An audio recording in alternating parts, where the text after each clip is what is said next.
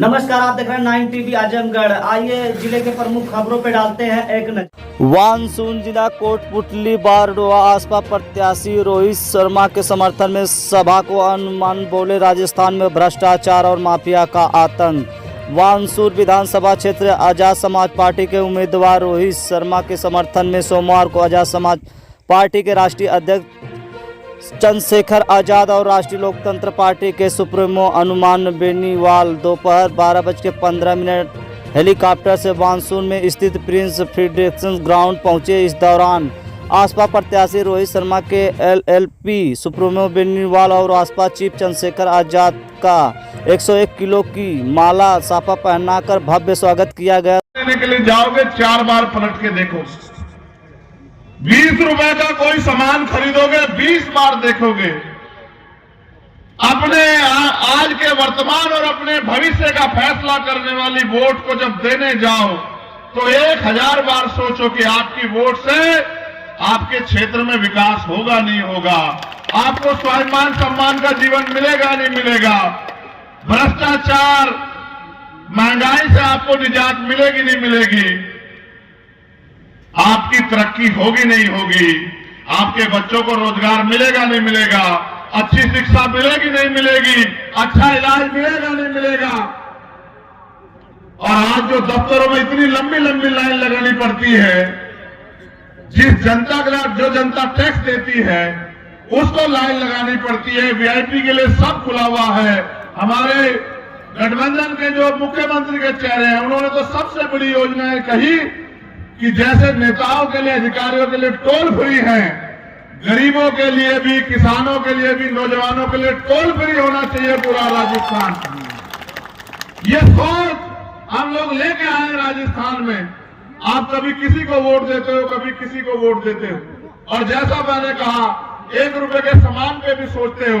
आप अपने दिल पे हाथ रख के बताओ, क्या रोहितास जी से अच्छा प्रत्याशी कोई मानसूर में है क्या? बताओ। और अगर रोहितास जी ने आपके लिए काम किया और आप अगर मेरे संघर्ष को देखते हैं, मैं क्योंकि गरीब परिवार में जन्मा हूं, पढ़ा लिखा व्यक्ति हूं, हर जुर्म जाति अन्याय अत्याचार पर मुखर होकर लड़ता हूं किसी जाति धर्म के खिलाफ।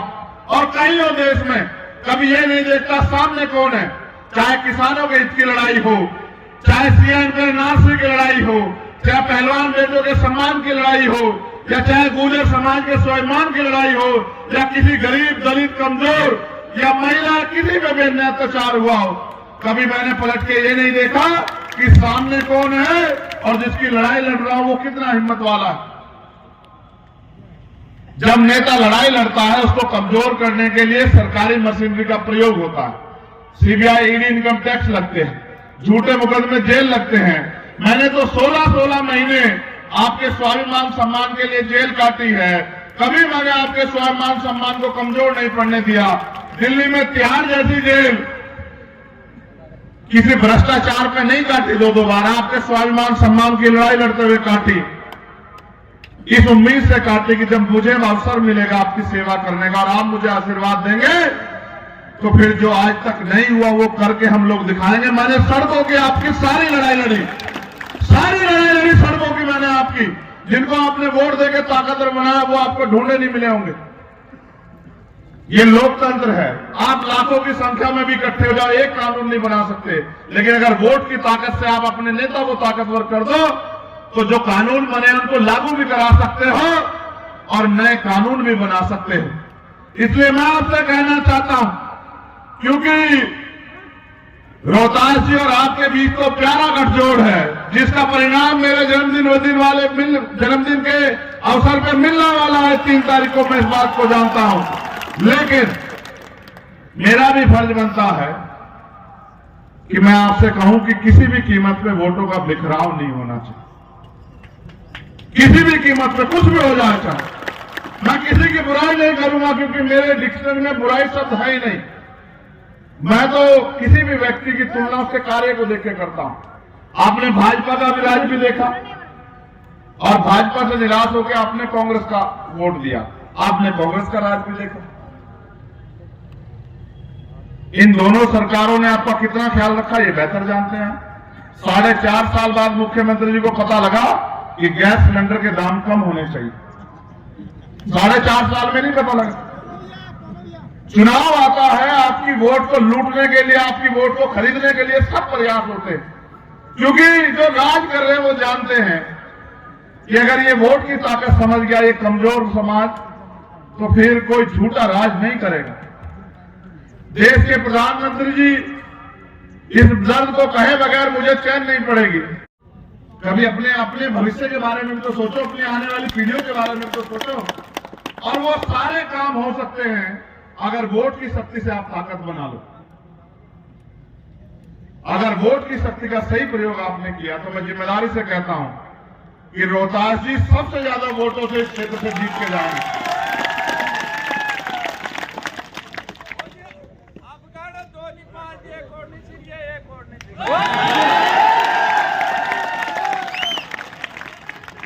देखो,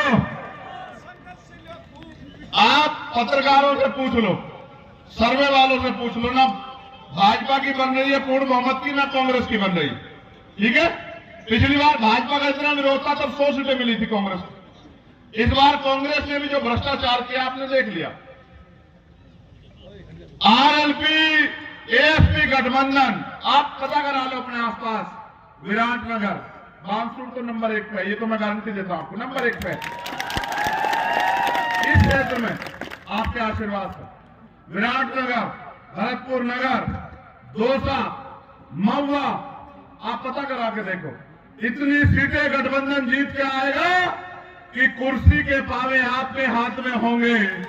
और जो सम्मान पिछली बार कम करके दिया था इनको, उससे ज्यादा सम्मान देने का काम गठबंधन इनको करेगा। भविष्य में आप याद रखना। बस इस बार आप चूक मत जाना। हमसे बड़े वाले जो हमसे पहले राजनीति करते हैं वो भी यहां आए होंगे बांसुर में, मेरी उनसे कोई नाराजगी नहीं। मगर आप ये बताओ, आपने उनको 6 एमएलए जिता के दिए, कितने दिन रहते हैं वो उनके एमएलए उनके साथ? जीतने के बाद 10 दिन, फिर वो जाके किसी पार्टी मिल जाते हैं, वोट आपकी लेते हैं और काम उनका करते हैं। कितना धोखा खाओगे भाई, कितना धोखा खाओगे, कितने बेवकूफ बनोगे? सुनो, झंडा और डंडा दोनों मजबूत है, इस बात को आप याद रखना मिलता है। और लिख के ले लो, इस अवसर के बाद आपको कांग्रेस बीजेपी दोनों की तरफ देखना नहीं पड़ेगा। ये भी मेरा आपसे वादा, इस बात को आप याद रखना। आपकी एकता, आपका संघर्ष एक नया इतिहास राजस्थान में लिखने जा रहा है। दोनों दलों का प्रयास है किस तरह से गठबंधन के लोग कम जीते, लेकिन जब जनता जिताएगी तो कौन रोक लेगा?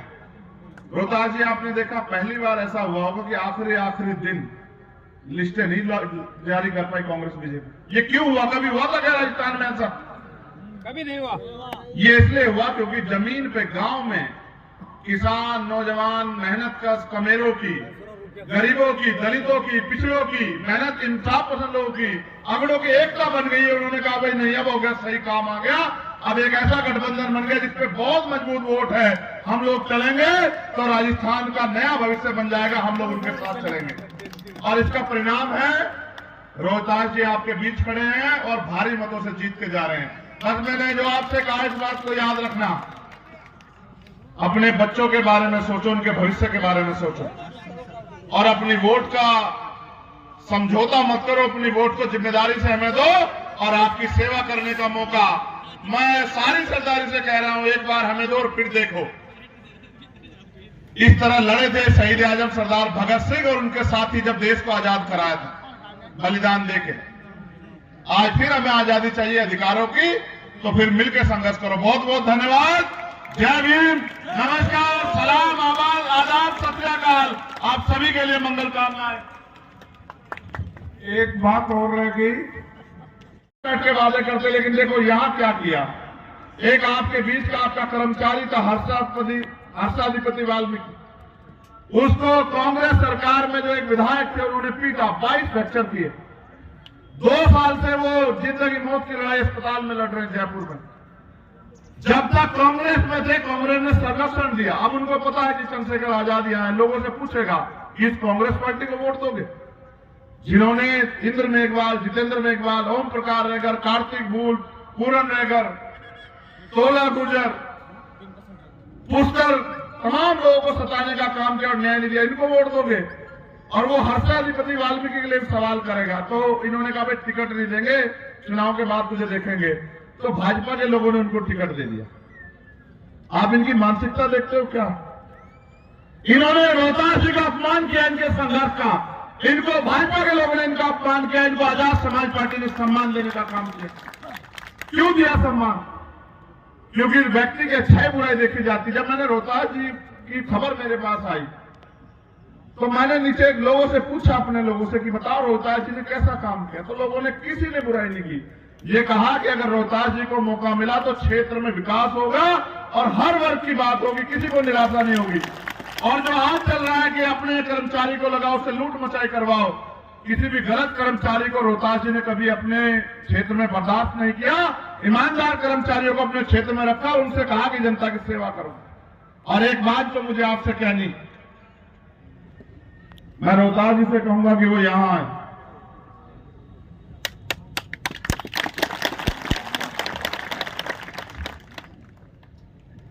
ये उम्र में भले ही हमसे बड़े हो, लेकिन आज भी जो इनका हौसला है ना काम करने का, वो जबरदस्त है। मैं इस बात के लिए इनकी बहुत तारीफ करता हूं। उस दिन ये मेरे साथ रोड से हुए थे बारिश में, एक बार इन्होंने मुझसे नहीं कहा कि ये जनता जो इतनी सड़क पे खड़ी है मुझे परेशानी हो रही। उस दिन मैं इनके जज्बे को मान गया कि इनकी सेवा का जज्बा बहुत जबरदस्त। मेरे बड़े भाई के रूप में जो नेता यहां बैठे हैं, जिनके हाथ को मैं सुरक्षित हाथ समझता हूं, राजस्थान के मीडिया के लोग यहां, और रोहतास जी के याद होगा 1997 में जयपुर में एक बेटी का अपमान हुआ। आप मिनिस्टर थे, जेसी बोस हॉस्टल का जो घटना हुई थी, बहुत सारे पुराने लोग जानते होंगे। जब आप न्याय करते हैं तो जाति धर्म नहीं देखते। मैं इसका उदाहरण देता हूं। उस बहन के साथ जो अपमान हुआ, नेताओं की हिम्मत नहीं पड़ रही थी बोलने की, पुलिस की हैसियत नहीं पड़ रही थी। और वो, अब देखो, मुझे नहीं पता था, सच बता रहा हूं, मैं झूठ नहीं बोलता, वो बच्ची भी ब्राह्मण परिवार की थी। कोई नहीं बोल रहा था उसके लिए।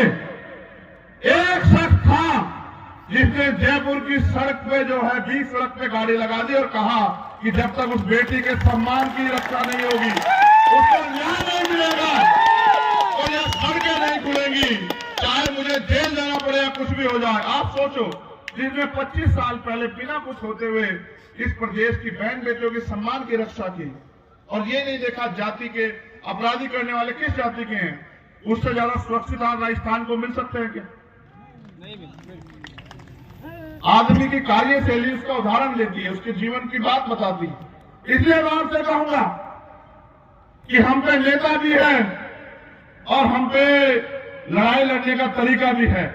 इस बार आप 25 तारीख को जब वोट डालने जाए तो रोहतास जी से तो आप प्यार करते हैं, बस मेरे और हनुमान जी के संघर्ष को भी एक बार याद कर लेना, और जो नाराज है किसी कारण हम नहीं पहुंच पाए, उनको भी मना लेना, उनसे भी कहना इस बार रोहतास जी को मौका दो। और मैं आपको लिख के कहता हूं, एक बार आपने सबको आपने सेवा का मौका दिया। क्या भाजपा को आपने सेवा का मौका नहीं दिया? क्या कांग्रेस को दिया नहीं दिया?